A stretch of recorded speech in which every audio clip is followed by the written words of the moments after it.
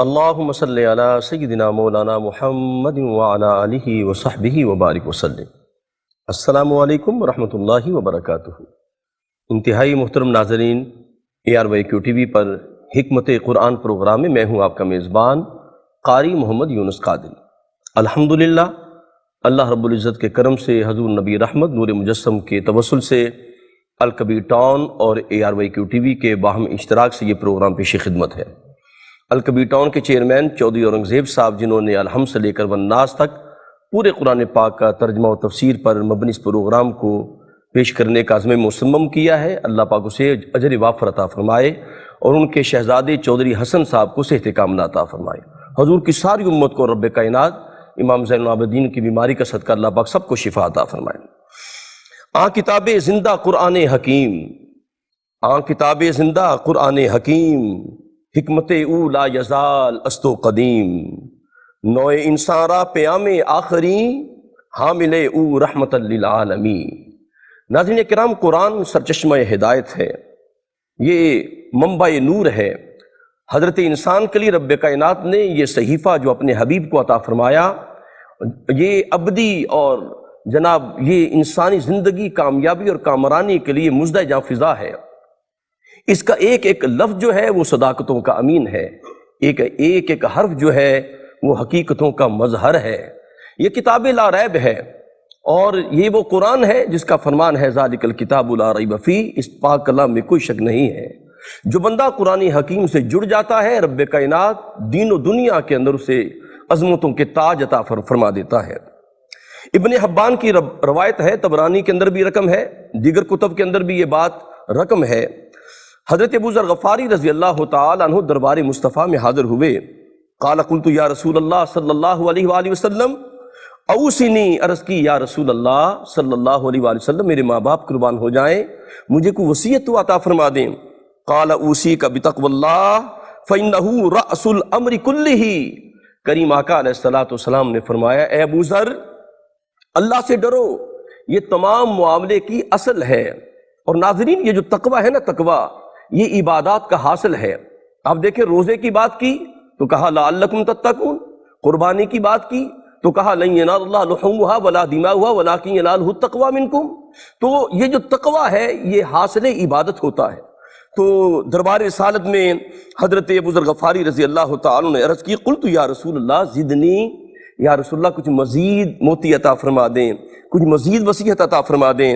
تو قال علیک بتلاوت القرآن، سرکار دو عالم نور مجسم شفیع معظم صلی اللہ علیہ وآلہ وسلم نے فرمایا، اے ابو ذر، تلاوت قرآن کو لازم پکڑو، فإنہ نور لک فی الارض وذخر لک فی السماء، یہ زمین کے لیے نور ہے اور آسمانوں میں نیکیوں کا ذخیرہ ہے۔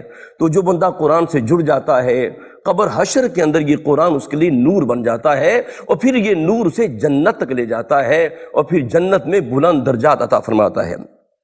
الحمدللہ ہماری خوشبختی ہے اس پروگرام میں ہم جن سے بہت کچھ سیکھتے ہیں اور علم و حکمت کے موتی ہمیں عطا ہوتے ہیں۔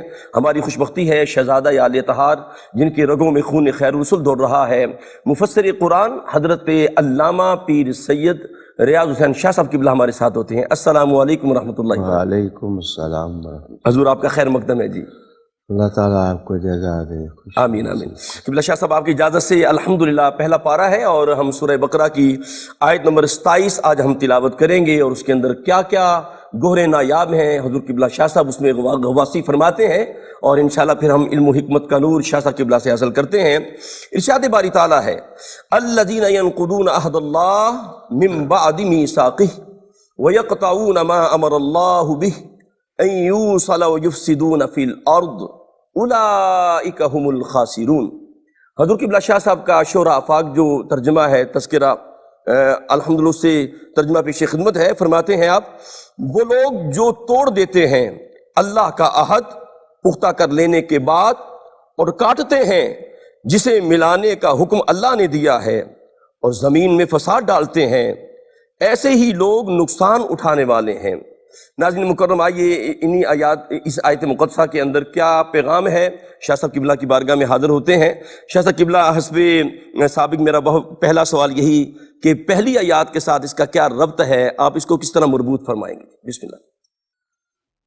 محترم، سب سے پہلے تو اللہ کی پاک بارگاہ میں دعا کہ اللہ تعالی ہمیں قرآن حکیم اس کی کتاب ہے الحمدللہ، اس کا فہم نصیب فرمائے۔ آمین ثم آمین۔ دعا کے بعد عرض کروں گا کہ اس آیت سے پہلے دو چیزیں بیان ہوئی تھیں۔ جی شاہ جی۔ ایک تو یہ کہا گیا تھا کہ اللہ جو مثالیں دیتا ہے اللہ اکبر، اس کو جو ایمان والے ہیں وہ حق سمجھتے ہیں، سبحان اللہ سبحان اللہ۔ اور پھر یہ بھی کہا گیا کہ اس کی وجہ سے اللہ بہت سارے لوگوں کو ہدایت دیتا ہے بے شک، سبحان اللہ۔ اور بہت سے لوگ گمراہ ہو جاتے ہیں۔ جی اب ذہن میں سوال پیدا ہوتا ہے کہ جن لوگوں کو گمراہیاں گھیر لیتی ہیں اللہ اکبر، وہ کون لوگ ہیں؟ ٹھیک، تو قرآن مجید نے کہا وہ فاسقین ہیں، اللہ اکبر، اللہ اکبر، وہ فسق کا ارتکاب کرنے والے لوگ ہیں۔ بالکل ٹھیک۔ اب اس آیت میں رب کریم مشخص فرمائے گا کہ وہ کون لوگ ہیں۔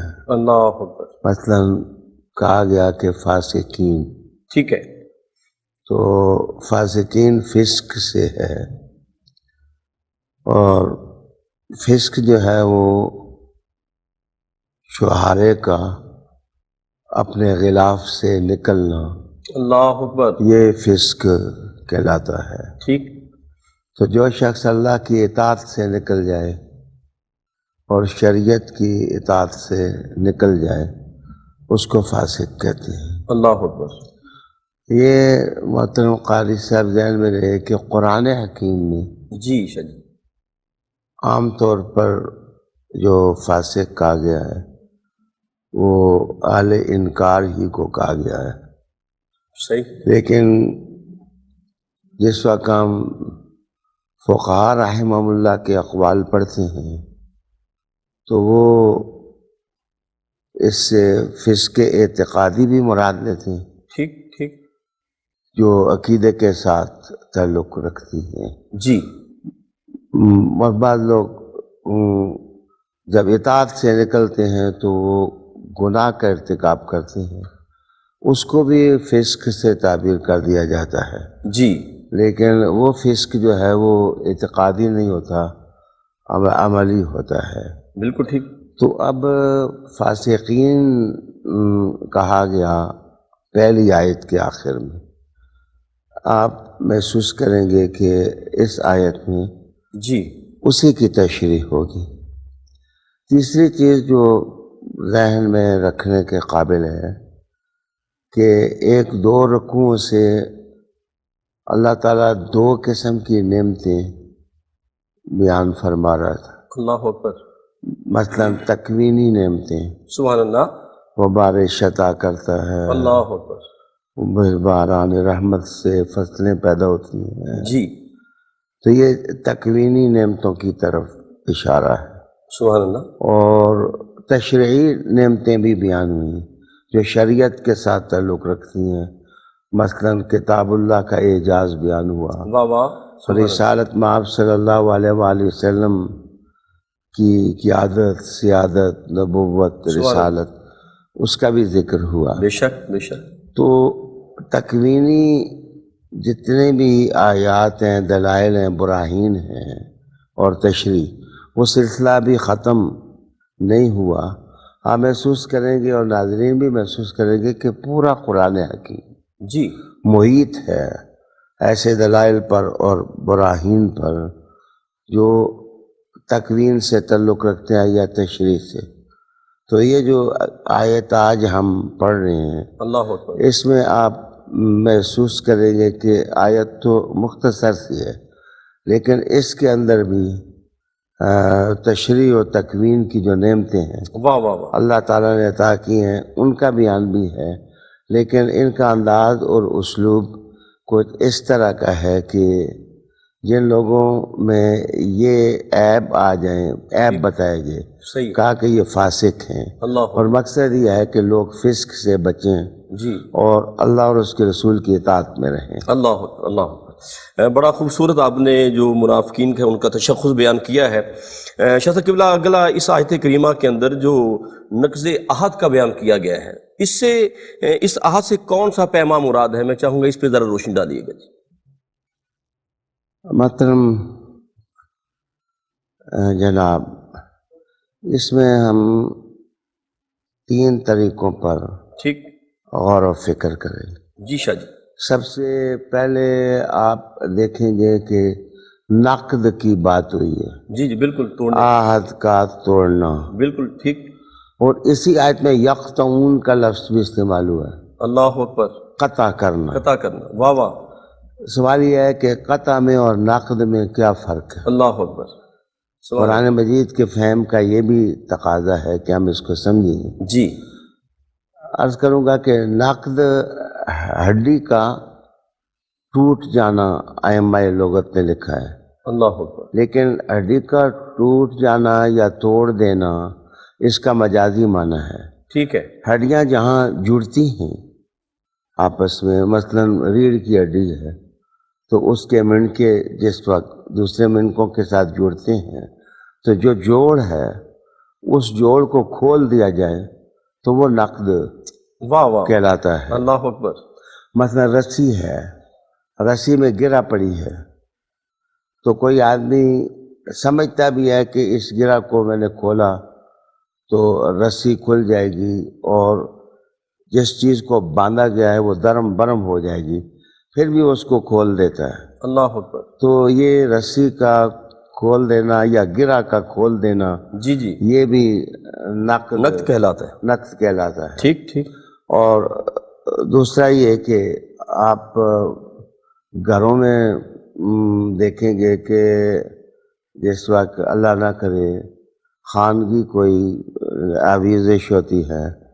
تو 2 فریقوں میں سے جو کمزور ہوتا ہے اس کو غصہ آتا ہے یا وہ جذبات میں مبتلا ہو جاتا ہے تو وہ اپنے غصے کو نکالنے کے لیے برتن اٹھائے اور برتن کو توڑ دیا، اللہ اکبر، ٹی وی اٹھائی اور ٹی وی توڑ دیا، جی تو وہ یہ جو نقد ہے اس کے لیے بھی ائمہ لغت نے واہ یہ واہ، لفظ استعمال کیا ہے۔ واہ واہ، اور یقطعون جو ہے وہ مطلق کاٹنے کے معنوں میں ٹھیک ٹھیک، استعمال ہوتا ہے۔ صحیح ہے، اب یہ دونوں لفظ جو ہیں واہ واہ، وہ ہماری اس آیت میں واہ واہ۔ آپ دیکھیں گے۔ شاہ صاحب قبلہ میں تو حیران ہوتا ہوں جب آپ لفظوں کی لغت کو بیان کرتے ہیں تو لفظوں کی بھی معراج ہو جاتی ہے۔ اللہ اکبر، اللہ آپ کو سلامت رکھے، محترم قاری صاحب عرض کر رہا اللہ تھا اکبر، کہ اب آ گیا عہد۔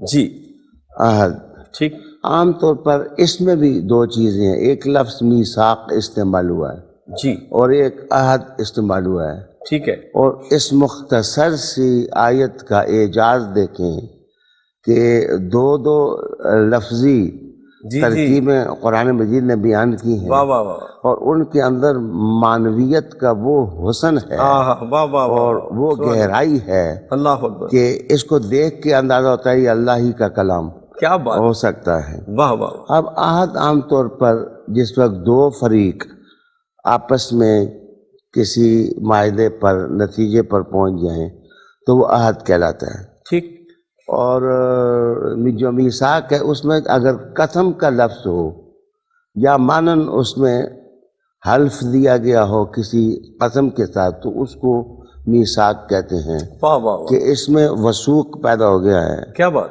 اور اس میں پختگی پیدا ہو گئی ہے۔ اللہ اکبر، اب ہم دیکھتے ہیں کہ یہ جو عہد ہے یا میثاق ہے جس کا ذکر کیا گیا کہ فاسق وہ لوگ ہیں جو کہ ینقضون عہد اللہ کے عہد کو وہ توڑتے ہیں، توڑ دیتے ہیں ٹھیک ٹھیک، من بعد میثاق ہی، جی اس کو پختہ کرنے کے بعد۔ اللہ اکبر، معنی یہ ہے کہ وہ قسم دیتے ہیں یا الفاظ کی تاکید کا ایسا اسلوب لاتے ہیں جی کہ جی، جس سے اندازہ ہوتا ہے کہ عام عہد نہیں ہے، اللہ اکبر، یہ بڑی پختہ سی بات واہ کی واہ، جا رہی ہے۔ اس پر ہمارے مفسرین رحمہم اللہ نے 5 یا 6 اقوال نقل کیے ہیں کہ ٹھیک۔ اس میثاق سے واہ واہ، یا اس عہد سے مراد کیا ہے۔ سبحان اللہ۔ سب سے پہلا قول، اگر آپ کی اجازت ہو تو ہم ان اقوال کو بعد میں لے لیں۔ ناظرین کرام، قرآن حکیم کریم کا حکمت و برا دریا جو ہے رواں ہے، اور ہمارے ساتھ رہیے، ملاقات کرتے ہیں ایک وقفے کے بعد۔ جی ناظرین محترم، حکمت قرآن پروگرام میں آپ شامل ہیں، اور قبلہ شاہ صاحب ہماری رہنمائی فرما رہے ہیں، اور وہ اقوال آپ بیان فرمانے دیں۔ بسم اللہ جی، عطا ہو۔ تو میں عرض کر رہا تھا کہ پہلا قول بسم اللہ۔ مفسرین رحمہم اللہ نے یہ بیان کیا ہے کہ اس سے مراد وہ عہد جی یا وہ میثاق ہے جب ٹھیک۔ اللہ تعالیٰ نے صلب آدم علیہ السلام سے ان کی ذریت کے ارواح کو اکٹھا کیا، اللہ اکبر، اور جمع کرنے کے بعد ان سے پوچھا کیا الستُ بربکم، اللہ اکبر، کیا میں تمہارا رب نہیں ہوں، واہ واہ، کیا میں تمہارا رب نہیں ہوں؟ تو ان سب نے کہا بلا، ہاں۔ تو ایک فطرت کا یہ عہد ہے ٹھیک، جو انسان کی نیچر میں موجود ہے۔ جی مفسرین کا ایک طبقہ جس میں مثلاً وہبہ ہیں الزہیلی، جنہوں نے تفسیر المنیر لکھی ہے، وہ وثوق کے ساتھ اشارہ کرتے ہیں کہ اس سے مراد یہی عہد ہے۔ ٹھیک، دوسری چیز جو ہمارے ائمہ تفسیر نے نقل کی کہ اس سے مراد ہے اوامر اور نواہی، اللہ اکبر، جو اللہ نے احکام قرآن مجید میں دیے یا جن باتوں سے منع کیا۔ ٹھیک، اللہ تعالیٰ نے بعض چیزیں ٹو ڈو کے ساتھ تعلق رکھتی ہیں اور بعض چیزیں ناٹ ٹو ڈو کے ساتھ تعلق رکھتی ہیں۔ جس وقت حکم دیا تو گویا جس نے تسلیم کیا وہ ایک عہد میں آ گیا، اللہ اکبر، وہ ایک میثاق میں آ گیا۔ واہ واہ، اب ضروری ہے کہ وہ اس عہد کی پابندی کرے۔ اس کا مطلب یہ ہے کہ وہ گناہوں سے بچے اور لغزشوں سے بچے اور ان احکام کو ترک کرنے سے بچے، صحیح، اور جس طرح اللہ نے اپنے رسول معظم جی صلی اللہ علیہ وآلہ وسلم کے ذریعے حکم دیے ہیں یا منع کیا ہے، ان پر وہ سر تسلیم خم اللہ کر دے اور عمل کا وہ پیکر ٹھیک، بن جائے۔ ٹھیک، تیسری چیز ایک اور ہے جی جو رشتوں ناتوں کے حوالے سے ہر انسان کچھ آداب میں گرفتہ ہے۔ مثلاً ایک آدمی کی ماں ہے تو وہ پابند ہے کہ وہ اپنی ماں کی خدمت کرے، عزت کرے، ٹھیک، تکریم ٹھیک، کرے۔ باپ ہے صحیح، تو اس کی بات سنے۔ اللہ گویا کہ یہ فطرت کا وہ عہد ہے جو رشتوں ناتوں کے حوالے سے ہر آدمی کو حاصل ہے۔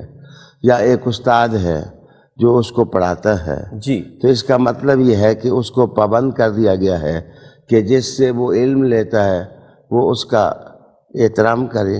محترم قاری صاحب، اسی طرح پیر و مرشد ہیں اللہ اکبر، انسان کے، وہ ایک عہد کرتا ہے۔ بیعت کرنے کا مطلب وہ عہد کرتا ہے، جی وہ ایک اپنے آپ کو ان کے حوالے کرتا ہے کہ میں اطاعت کروں گا اور میں جیسے آپ کہیں گے میں ویسے صراط مستقیم پر چلوں گا۔ ٹھیک، ٹھیک، تو یہ بھی ایک قسم کا عہد ہے، بے شک، میثاق ہے، جی اور اس کو بھی مفسرین کرام نے لکھا ہے۔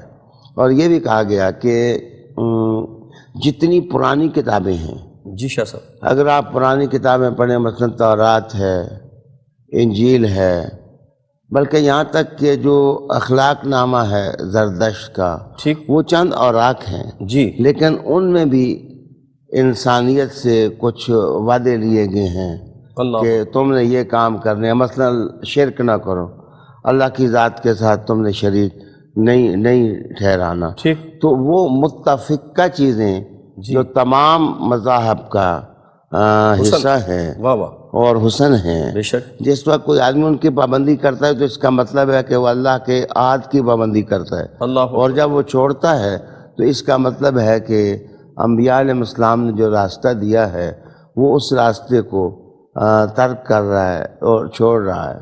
اور یہ بھی کہا گیا کہ انسان جب کوئی وعدہ کرے کسی سے تو اس کی پابندی کرے۔ دراصل نظام کائنات جو ہے واہ وہ چل اسی سے سکتا ہے کہ انسان میں مسئولیت ہو، یعنی اس کے اندر احساس ذمہ داری ہو ٹھیک ٹھیک، اور وہ اس کے مطابق زندگی بسر کرے۔ سبحان اللہ سبحان اللہ۔ شاہ صاحب قبلہ اگلا سوال میرا آپ کی خدمت میں یہ ہے کہ اللہ پاک نے جن چیزوں کو جوڑنے کا حکم دیا ہے وہ رشتوں کو توڑتے ہیں، اس کی تھوڑی سی ذرا وضاحت فرمائیے گا جی۔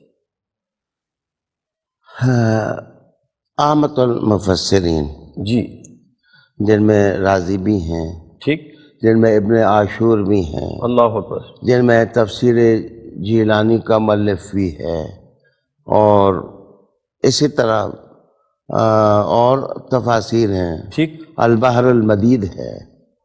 تو یہ مفسرین لکھتے ہیں کہ صلہ رحمی کرنا، یعنی رشتہ داروں کے حقوق ادا کرنا اور ان کو دکھ نہ دینا، ان کو تکلیف نہ دینا، یہ صلہ رحمی جو ہے ٹھیک ہے، یہ اس کی طرف اشارہ کیا گیا ہے۔ بلکہ میں قاری صاحب عرض کروں، رسالت مآب صلی اللہ علیہ وآلہ وسلم کی ایک حدیث ہے، سبحان اللہ، حضور علیہ السلام نے فرمایا کہ جب صلہ رحمی نہیں ہوتی، رشتہ داروں کے حقوق ادا نہیں ہوتے، اللہ اکبر، تو زمین پر بربادی آتی ہے اور ویرانی آتی ہے۔ اللہ اکبر، پھر رسالت میں آپ صلی اللہ علیہ وسلم نے فرمایا کہ اگر کوئی شخص رشتوں ناتوں کو توڑتا نہیں ہے جی، تو اس سے اس کی زندگی میں برکت آ جاتی ہے، اللہ اکبر، اللہ تعالیٰ اس کی عمر میں برکت سبحان اللہ، پیدا کر دیتا ہے۔ سبحان اللہ، تو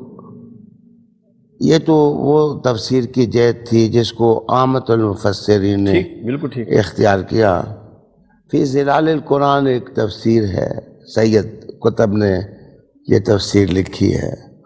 ان کا خیال یہ ہے کہ بہرحال زندگی کو خوبصورت بنانے کے لیے ضروری ہے کہ انسان جوڑنے والا کام کرے، توڑنے والا واہ کام واہ، نہ کرے۔ واہ واہ، وہ لوگ جو دنیا میں لوگوں کو لوگوں سے جوڑتے ہیں، دلوں کو دلوں سے جوڑتے ہیں، اللہ اکبر، روحوں کو روحوں سے جوڑتے ہیں، سبحان اللہ، قاری صاحب جو مبالغہ نہیں، یہ حقیقت ہے اللہ اکبر، کہ یہ صرف اہل اللہ ہیں، یہ اولیاء کرام ہیں، واہ واہ واہ، جن کی دھیمی زندگی ایسی زندگی ہوتی ہے کہ یہ اللہ سے بھی بندے کو جوڑ دیتے ہیں واہ واہ واہ، اور رسول کریم صلی اللہ علیہ وآلہ وسلم سے بھی جوڑ دیتے ہیں۔ سبحان اللہ، سبحان اللہ، بلکہ ایک مفسر نے یہ لکھا ہے، جی، انہوں نے لکھا کہ اس سے مراد وہ راہبر ہیں، اللہ وہ اکبر، رہنما ہیں جی، جو اللہ کی طرف سے آتے ہیں، ان کے ساتھ جوڑ کے رکھنا اور ان سے رشتہ منقطع نہ کرنا، واہ واہ واہ، یہ اس وصل اور ایصال سے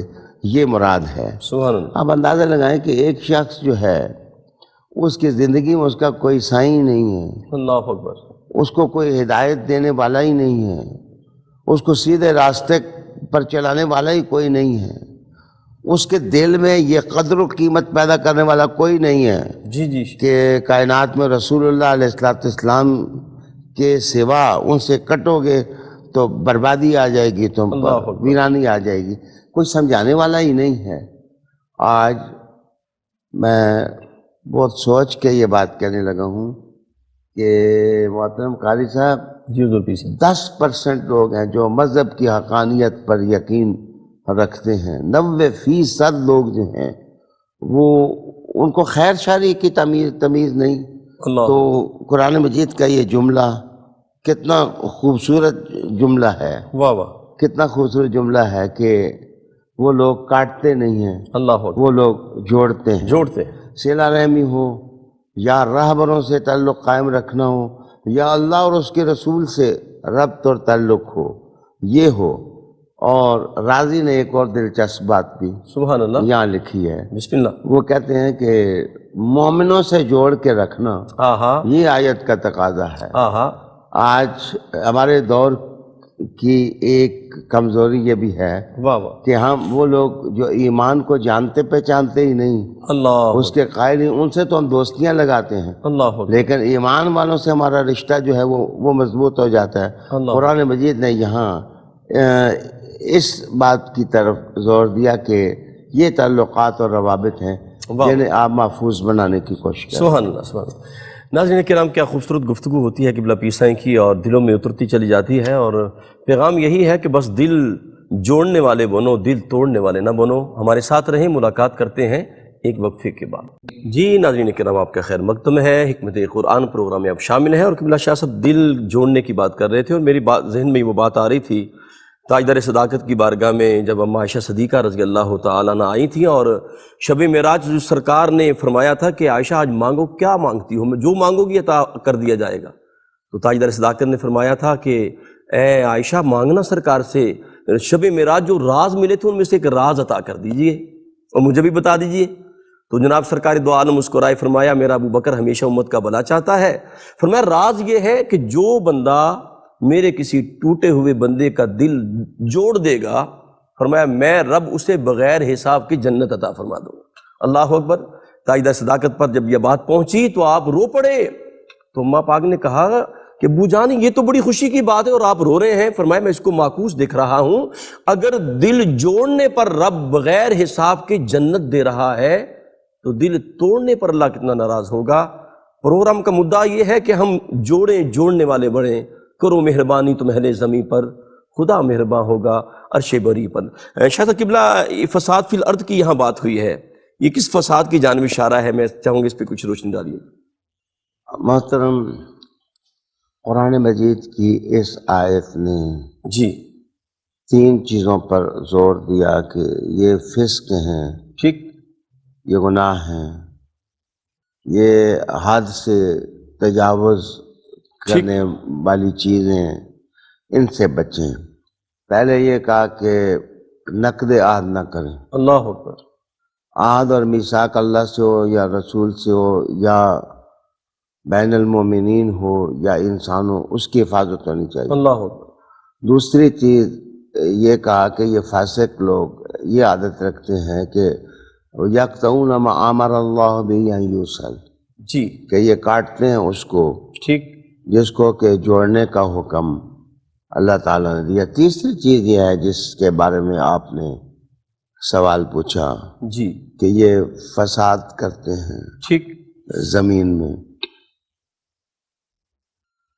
اگر آپ الخمس سے لے کر کے یہاں تک جہاں تک ہم قرآن مجید کا مطالعہ آپ پہنچا رہے ہیں، الحمدللہ، اگر تمام آیات اور ان گلوں کی کلیوں کو اپنے سامنے رکھیں تو قرآن مجید اس عنوان کو تشنا نہیں چھوڑتا۔ مثلا سب سے پہلے کہا گیا تھا کہ نفاق اور منافقت، ٹھیک ٹھیک، یہ فساد ہے اور اس فساد سے بچنا چاہیے۔ پھر یہ کہا گیا تھا کہ اصلاح جو لوگ نہیں کرتے ٹھیک ہے، اور زمین، تخلیق، زندگی، اپنا وجود اور دوسروں کا وجود، اس کا مرکز اصلاح اور صلاحیت قرار نہیں دیتے، یہ فساد ہے۔ پھر اس کے بعد تیسری چیز استہزاء، اللہ اکبر، آپ مذاق، تانے، ٹھٹھے اور کم ظرفی کی جو زندگی ہے اس کو بھی فساد کے ساتھ جوڑا گیا تھا۔ پھر آپ آگے بڑھتے چلے جائیں تو قرآن مجید کی بات ہوئی تھی، رسول اللہ علیہ السلام کی بات ہوئی تھی، یہاں پہنچ کر کے رویے انسانی بیان ہوئے تھے اللہ کہ جو اہل حق ہیں وہ تو اللہ کی ہر بات کو سچ سمجھتے ہیں، جی صدق سمجھتے ہیں، اور وہ لوگ جو اہل انکار ہیں ٹھیک، ان کا کام کٹوجتیاں کرنا، اعتراض کرنا اور اعتراض برائے اعتراض کرنا۔ تو قرآن مجید نے یہاں آ کر کے یہ یفسدون کا جو لفظ استعمال کیا، جی یہ اشارے ان ساری چیزوں کی طرف تھے ٹھیک، کہ ان سے پرہیز کیا جائے۔ اور اگر آپ پورا قرآن مجید پڑھیں، اللہ اکبر، اگر اس کو زیر نظر لائیں، جی تو میں بس ایک نظر میں کہنا چاہوں گا کہ ایک جگہ کا انہم اتخذوا الشیاطین اولیاء من دون اللہ، اللہ اکبر، اس چیز کو بھی فساد قرار دیا کہ انہوں نے اللہ کو چھوڑ کر کے جی دوسرے بتوں کو اور اصنام کو یہ اپنا کارساز بنا لیا ہے۔ بت پرستی، صنم پرستی، جی اس کو بھی فساد سے صحیح تعبیر، قرآن مجید نے تعبیر کیا۔ ٹھیک، پھر آگے بڑھیں، الذین یفسدون فی الارض ولا یصلحون، تعمیری رویے کا نہ ہونا، اس کو بھی قرآن مجید نے فساد قرار دیا۔ آگے بڑھیں، عرض کروں گا کہ ارشاد ہوا وَإِذَا تَوَلَّى سَعَىٰ فِي الْأَرْضِ لِيُفْسِدَ فِيهَا وَيُهْلِكَ الْحَرْثَ وَالنَّسْلَ، اللہ اکبر، جنریشنز کی تربیت کا خیال نہ کرنا، ان کو تباہ و برباد کر دینا، خواہ وہ ایجوکیشن ہو، خواہ وہ علم ہو، خواہ وہ تربیت ہو، ان کو اقدار کی تعلیم نہ دینا، ان میں کام کرنے اور محنت کرنے کا جذبہ نہ پیدا کرنا، قرآن مجید نے ان سب کو فساد قرار دیا۔ آگے آئیے، چوری ڈکیتی، صحیح، اس کو بھی قرآن مجید نے فساد قرار دیا۔ ارشاد ہوا تاللہ لقد علمتم ما جئنا لنفسد فی الارض وما کننا سارقین، اللہ، تو یہاں سرقہ، چوری اور ڈکیتی کا حوالہ دیا گیا۔ پھر میں عرض کروں گا ولا تبخسوا الناس اشیاءہم ولا تعثوا فی الارض مفسدین، ماپ تول کا نظام، اللہ، درم برم کر دینا، میرٹ کو توڑ دینا، صحیح، اور جو صلاحیت ہے کسی کو اس کا خیال نہ رکھنا، اور خوشامد پر، دولت پرستی پر اور سفارشوں پر نظام جو ہے جی اس کو منظم کر دینا، اس کو بھی قرآن مجید نے فساد قرار دیا۔ لو کان فیہما آلیۃ الا اللہ لفسدتا، اللہ پاک نے کہا اگر دو خدا ہوتے تو فساد ہو جاتا۔ صحیح، اس کا مطلب ہے کہ جو دین فطرت نے صراط مستقیم کی راہ دی ہے اس پر چلو، یعنی اللہ کو ایک مانو، اس کا کسی کو شریک نہ ٹھہراؤ۔ محمد صلی اللہ علیہ وسلم تاجدار نبوت بھی ہیں اور تاجدار ختم نبوت بھی ہیں۔ واہ واہ، آپ ان کی اطاعت کے دائرے میں آؤ، جی، ان سے محبت کرو، ان کے لیے ہو جاؤ، اپنا سب کچھ ان کے لیے وقف کر دو، واہ واہ، یہ فساد سے بچنے کے راستے ہیں۔ کیا کہنے، سبحان اللہ۔ شاہ صاحب قبلہ، اس آیت کریمہ کے اندر کچھ موتی آپ نے عطا فرمائے معاشرے کو خوبصورت بنانے کے لیے، کچھ ایک دو اور باتیں عطا فرمانے کے بعد یہ آخری جو لفظ اس کے اندر ہے خاسرون، خسارے والے، اس سے مراد کیا ہے؟ محترم قاری صاحب، جی میں عرض کروں کہ خسارہ لفظ معاشی ہے، ٹھیک، اقتصادی ہے۔ ایک انسان جس وقت تجارت کرتا ہے تو اس کو کبھی فائدہ ہوتا ہے، کبھی نقصان ہوتا ہے۔ یہ بھی میں عرض کرتا جاؤں کہ قرآن مجید کا یہ اسلوب ہے کہ قرآن مجید اصطلاحیں وہ استعمال کرتا ہے جو انسان کے ذہن سے قریب ہوں اور انسان کے دل سے قریب ہوں۔ خسارہ لفظ جو ہے جی یہ ہر آدمی فوراً سمجھ جاتا ہے کہ نقصان کس کو کہتے ہیں۔ تجارت میں نقصان، معاش میں نقصان، معاشرت میں نقصان۔ رب کریم نے کہا کہ اگر تم اقدار عالیہ کو نہیں مانو گے، اگر تم کتاب اللہ کی تعلیمات کو تسلیم نہیں کرو گے، اگر تم وہ راستہ اختیار نہیں کرو گے جو رسول اللہ علیہ السلام نے دیا، تو جیسے تم یہ سمجھتے ہو کہ تمہارا خسارہ ہے، اصل خسارہ تو یہ ہے کہ تم اپنے ہی ہاتھوں دنیا بھی برباد کر دو اور اپنی اللہ، آخرت بھی تم برباد کر دو۔ اس لیے اللہ تعالیٰ نے دنیا کی مضرتوں اور آخرت کی مضرتوں سب سے بچانے کے لیے یہ کہا کہ یہ تین ایسے منفی کام ہیں، اتنے گندے کام ہیں، جس وقت تمہارے اندر آ جائیں گے تو تمہارے لیے فائدے کی کوئی چیز نہیں بچے گی، نقصان ہی نقصان، نقصان ہی نقصان۔ شاہ صاحب قبلہ، اس آیت کی تفسیری مراجعات کس عنوان سے ہو سکتی ہے؟ آخر میں چاہوں گا اس پہ کوئی روشنی ڈالیے گا۔ قرآن مجید کتاب ہدایت بھی ہے، بے شک، قرآن مجید کتاب انسانیت بھی ہے، بے شک، قرآن مجید کتاب آدمیت بھی ہے۔ قرآن مجید اللہ کی کتاب ہے۔ انسان کو جتنا اچھا اللہ سمجھتا ہے، انسان خود بھی اپنے آپ کو ٹھیک، اتنا اچھا نہیں سمجھ سکتا۔ اصل چیلنج انسان کے لیے یہ ہے کہ وہ دنیا میں رہتے ہوئے زندگی کو خوبصورت کیسے بنائے، اللہ اکبر، اور اس کی خوبصورت زندگی کے اندر اطمینان کہاں سے آئے اور سکون کہاں سے آئے اور صحیح، سکینت کہاں سے آئے۔ صحیح، تو قرآن مجید کی ان آیات سے سبحان اللہ. جو کچھ میں سمجھ سکا ہوں واہ یا واہ. جو کچھ میں سیکھ سکا ہوں یا جو کچھ میرے ذہن میں آ سکا ہے وہ یہ ہے کہ آپ اپنا جائزہ لیں کہ کہیں آپ دنیا میں رہتے ہوئے فسادی تو نہیں ہیں، فساد کا کام تو نہیں کر رہے ہیں. کیا آپ اصلاح کا کام کر رہے ہیں؟ جس وقت آپ اپنے بارے میں یہ فیصلہ کر لیں گے اللہ کہ میں نے اس طرح پھونک پھونک کے زندگی گزارنی ہے سبحان کہ اللہ. کوئی غلط کام نہیں کرنا، فساد کا کام نہیں کرنا، جی میں نے رسول کریم علیہ السلام کا نوکر بن کے زندگی گزارنی ہے، اللہ اکبر. یہ عظیم تصوری آپ کے اندر پاکیزگی لے آئے گا. سبحان اللہ. اور میرے خیال میں اس پتے کے جو انسان ہیں ان کی خوب وہ دیکھنی ہو تو مدینہ میں وہ پہلا قافلہ جو حضور نے تیار کیا تھا ان کی شب و روز کا مطالعہ کر لیں. جس طرح ان میں خیر پیدا ہوئی تھی، آج بھی اطاعت رسول کا راستہ یہ واہ واہ. خوبیاں ہمیں عطا کر سکتا ہے. سبحان اللہ سبحان اللہ. ناظرین کرام، کیا خوبصورت گفتگو تھی، اور اس آیت کریمہ کے اندر جو عہد و پیما کی بات قبلہ شاہ صاحب نے ہمیں عطا فرمائی ہے، میرے خیال میں جتنے ہم نے خطبے سرکار دو عالم نور مجسم شفیع معظم علیہ السلام کے پڑھے ہیں، شاید ہی کوئی ایسا خطبہ ہوگا جس کے اندر کریم آقا علیہ السلام نے عہد و پیما کی بات نہ کی ہو. کریم آقا علیہ السلام نے فرمایا لا ایمان لمن لا امانت له، فرمایا اس کا کوئی ایمان نہیں جو امانت دار نہیں، ولا دین لمن لا عہد له، فرمایا اس کا کوئی دین نہیں جس کا عہد نہیں ہے. اگر ایفائے عہد ہے، اگر امانت دار ہے تو اس کا دین ہے، اس کا ایمان ہے. رب کائنات ہمیں عہد و پیما والا بنائے اور دین اسلام کا تابعدار بنائے. وما آتاکم الرسول فخذوہ وما نہاکم عنہ فانتہوا، جو نبی نے دیا ہے وہ ہم لے لیں، اور جس سے نبی نے منع کیا اس سے رکنے کی ہمیں توفیق عطا فرمائے. میں آخر میں مفسر قرآن حضرت قبلہ شاہ جی سرکار کا، اپنے مرشد کریم کا، حضرت علامہ پیر سید الحسن شاہ صاحب قبلہ کا شکریہ ادا کرتا ہوں. اس دعا کے ساتھ سارے دعا کریں رب کائنات شاہ صاحب کو صحت کاملہ عطا فرمائے رکھے اور یہ علم و حکمت کا دریا ہمیشہ رواں رہے. اپنے میزبان قاری محمد یونس قادری کو اجازت دیجیے. السلام علیکم ورحمۃ اللہ وبرکاتہ.